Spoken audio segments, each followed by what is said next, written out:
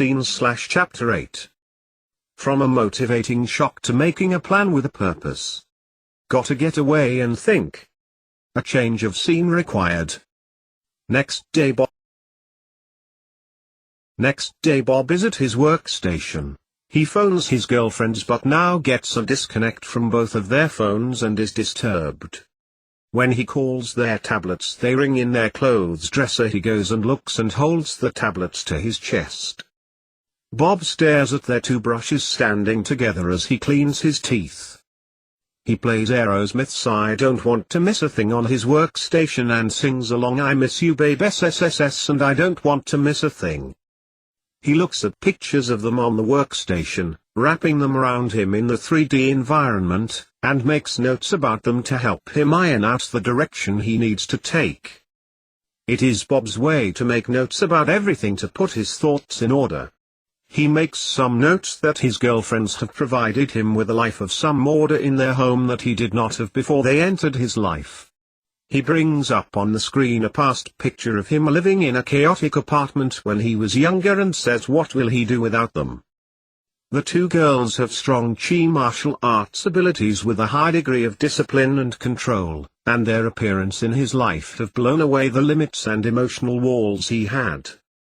They removed the initial thoughts he had on him having just a fixed destiny and showed him he has a collection of fates he cannot bypass that he has to deal with on the way to the eventual destiny we all achieve, allowing him to move on with his life path and question his job and what he is doing with his life.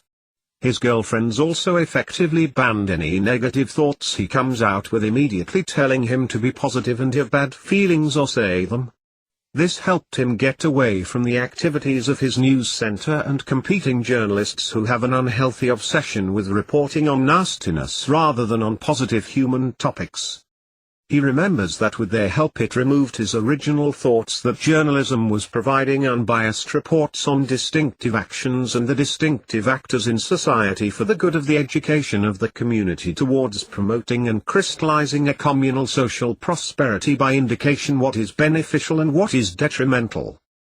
They eventually opened his eyes to see that the media is part of the capitalist corporate social sabotage, promoting a dystopic direction at every opportunity by selectively picking news items that highlight disasters and those who have benefited from them, so showing up those unfortunates who had no control of the situation who become losers as bad and promoting those who have done nothing proactive.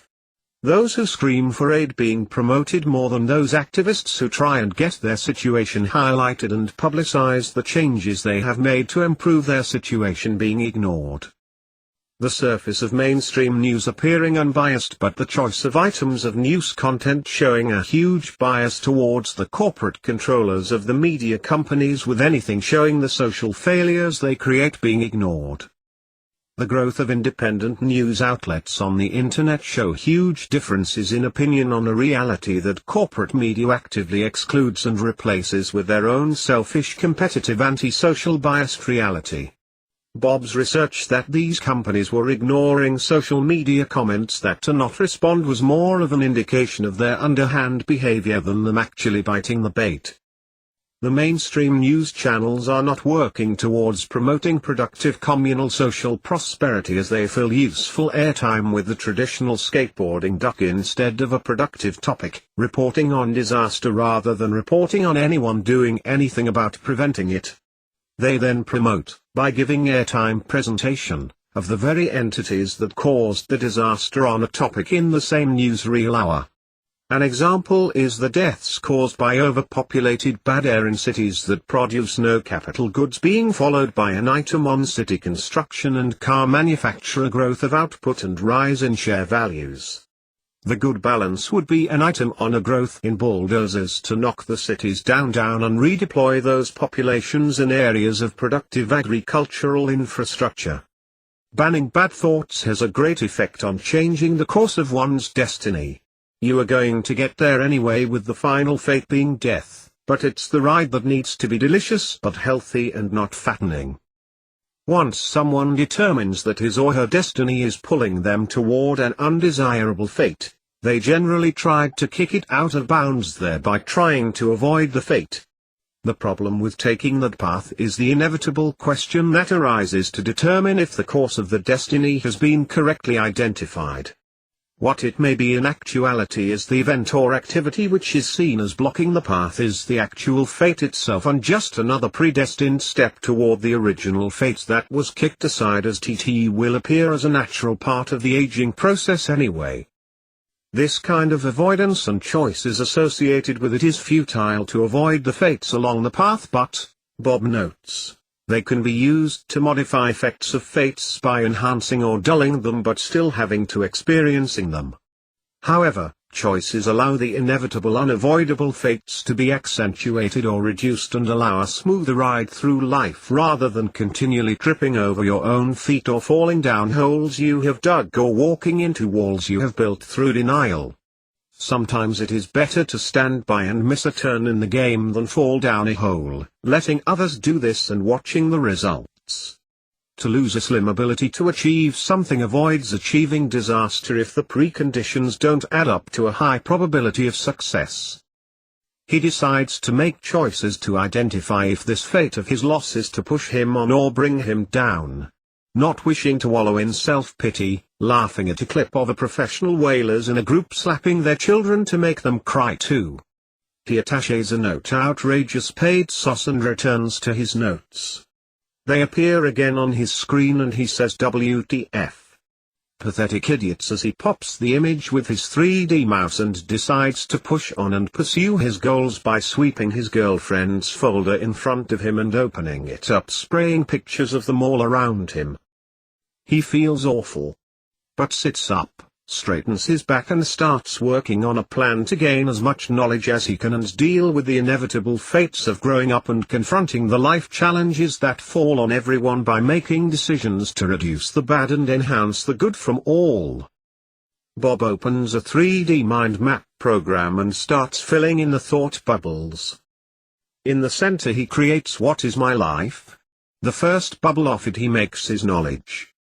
He then adds, unfulfilled, wrong direction, sheep, martial arts, strength, weakness, oppressed, freedom, mind, chi, love, doer, achievement, likes, dislikes, villain, mad scientist, CEO, evolution, genetics, DNA, fate, destiny and a dim one with etc. on it. As he lays out the objects he gets vague visions of the Auntie-Ant Woman and her two Xerox photocopy clones as if they are invading his thoughts and trying to create more chaos in his life. He smiles and says, "So, you know I am ignoring you," and laughs. The mind map then jumbles itself up but then reassembles itself as if it is being interfered with by some internet attack. Bob checks his system protection. Nothing incoming, and smiles and puts his hand to his head like John Nash in a sort of pseudo-salute to it. However, he raises the slider to max protection from 75% protection as he thinks they are pushing false evidence into his research. He captures the faces of these three women and sets up recognition filters to reject them from this machine and searches. Bob has a file on them he locks from deletion, and reviews their main CEO who calls herself Auntie Ant. She is a powerful biotech magnate working on water purification and other genetic products that appear not to be as obnoxious as Monsanto, but as they have parts of their operation based in Singapore he marks them under the bad practices associated with oil palm deforestation and the annual atmospheric burning pollution it creates in the Southeast Asian region. She looks like she needs investigation due to her appearance, along with the two women who look like they have just come out of the movie Cabaret with Liza Minnelli, which was based on the growth of the Nazi Party in the mid-1930s. He notes his thoughts about this CEO helping him illustrate the process of various areas of consideration he is following. Unlike the logic that he and his colleagues use, that is only concerned with arriving at a conclusion via reason, his thoughts deliberate between both logical and emotional aspects of a problem, not particularly to decide an issue but more so to examine it from all perspectives. He notes the advantages of illuminating every side and perspective of an issue to keep the inspection coming from as many angles as possible. To do this he avoids the potential disadvantage of his thoughts becoming an endless loop where consideration runs round in circles, chasing its mental tail and never coming to rest on a decision in some re-entrant re-examining recursive loop effect. He draws the picture of Ouroboros of alchemy, a snake eating its tail but morphed into a Mobius strip, with a line through it to make a stop sign. He makes a note that if life is a cycle of events that cause misery, then the cycle has to be broken, and that the often re-entrant recursive stagnating thought pattern has to be broken. He creates another thought note of this endless loop appearing, emphasizing the apathetic festering state the world has fallen into, with progress being arrested by some ineffectual disease of conservative adverse to change lethargic stagnation as state of ineffectual arrested development caused by weak world leaders and institutions not having the strength to break out into diverse disparate progressive paths to fuel and expand the potentials of adaptive evolution. Bob notes, where did these social parasites get an education? It is imperative that valid progressive directions always need to be followed and not put to one side without another thought, knowing that a little bit of delay will render them obsolete, but they could make beneficial communal changes in the now. Some of those paths will lead nowhere or be removed by some unlucky natural disaster, as they have throughout history, others into a development of self-similar branches, but the importance of maximizing the increase in diversity is the ultimate goal to strengthen adaptability to inevitable natural change. After all, many four-legged animals have evolved, and many two-legged upright hominids as well. Many have been erased by being in the wrong place at the wrong time during ecological catastrophe, but the mix of the ones that did evolve have now evolved into a few advanced thinking organisms.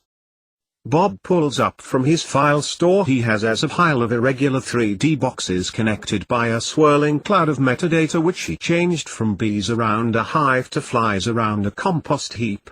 There are some Mandelbrot animated examples of fractal self-similarity and others of other growth items without cross-fertilization and breeding, of other items composed of bifurcations breaking into 3D turbulent chaos at the Feigenbaum number and 3D Lawrence butterflies, all floating in the data compost.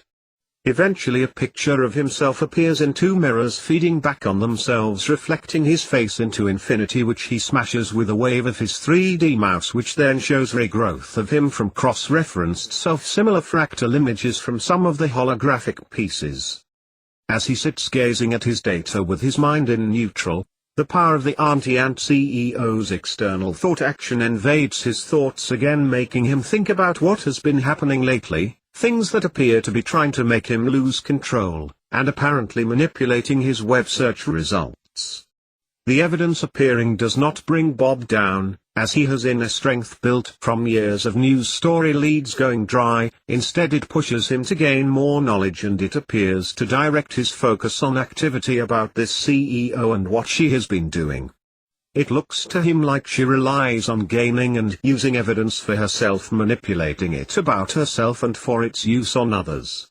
She, like he, needs multiple evidential proof of situations and actions, but uses it in different ways. She looking to fill the needs for her requirements from the evidence she has collected in a male thought method. He looking at the evidence of conditions of cause and effect in a female holistic way. Bob is always careful to get balanced results, and what comes his way on occasion seems one-sided, so he uses another open web profile, with a misspelling of his name as BlabPopM down, to verify results which appear suspect or overly biased.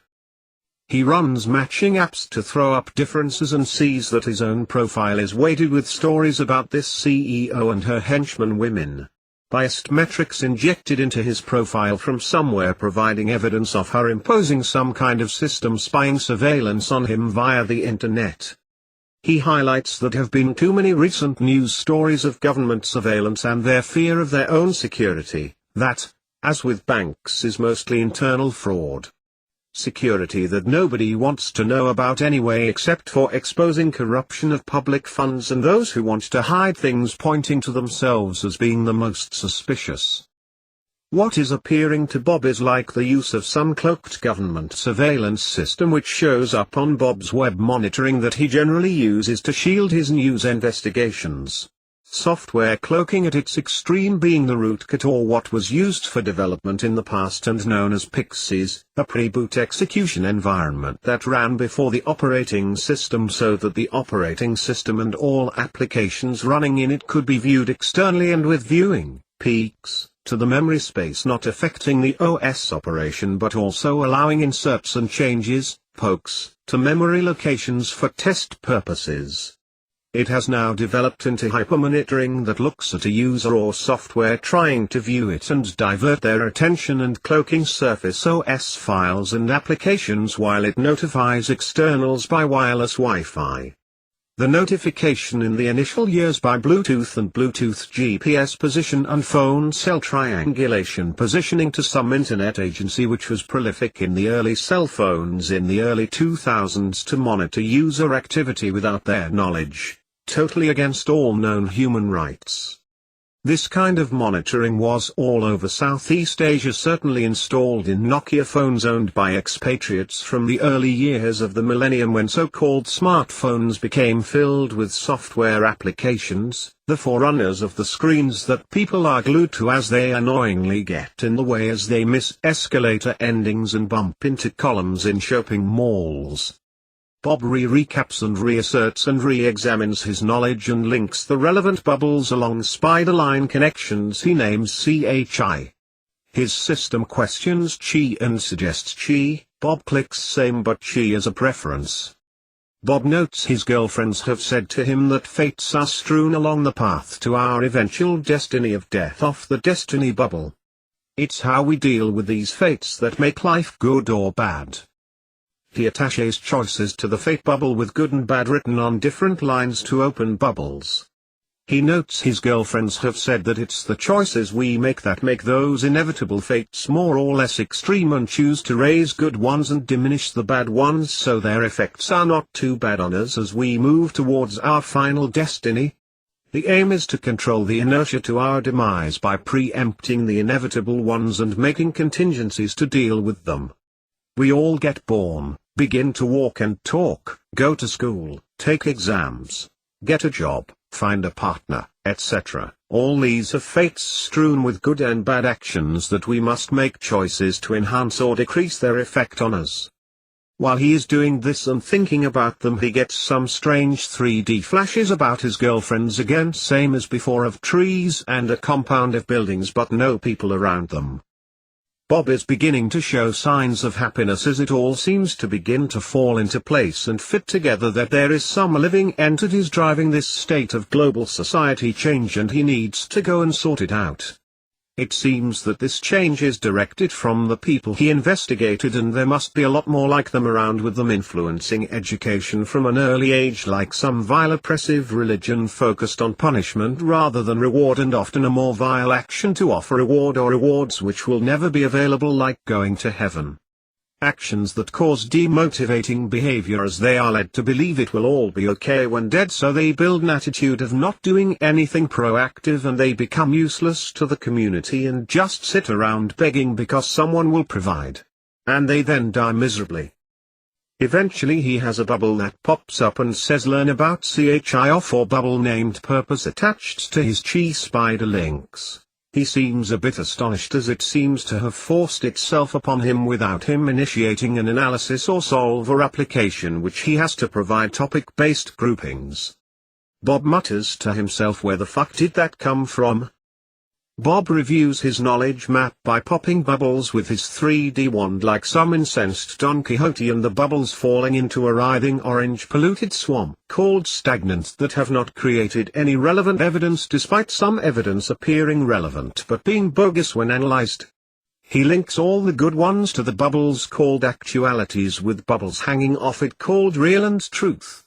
As more irrelevant bubbles burst that now have not pertinent scrawled on them, they deflate and fall into the swamp. It pops up a rusted sign with for later retrieval if you want to get your hands dirty. He keeps muttering, it feels like I am being interrogated for what I am finding.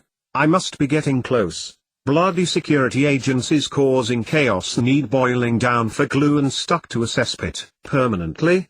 This is becoming too intrusive. I got to get away from this. It's time for me to get out of here. Bob gets up and stomps around the room, then goes to the bathroom and splashes his face. And says time to go and retreat, time for some deeper knowledge. After sitting in his wall-to-ceiling window with a coffee and biscuits looking out across the city, he packs a small backpack with a camera, tablet, charger, spare pants, t-shirt and toothbrush and sets off with his plan with an all-okay spring in his step. Bob goes and turns off his workstation and a smiley picture bounces out and smiles and blows a kiss at him that makes him jump. He smiles and then smashes his hand on the flat panel keyboard, says off we go, and sets off on his search for knowledge with his first plan of action with a purpose to find out what is going on. As he goes, his computer screen flickers on again behind him with a 3D girl's smile, and then it fades as his door closes behind him.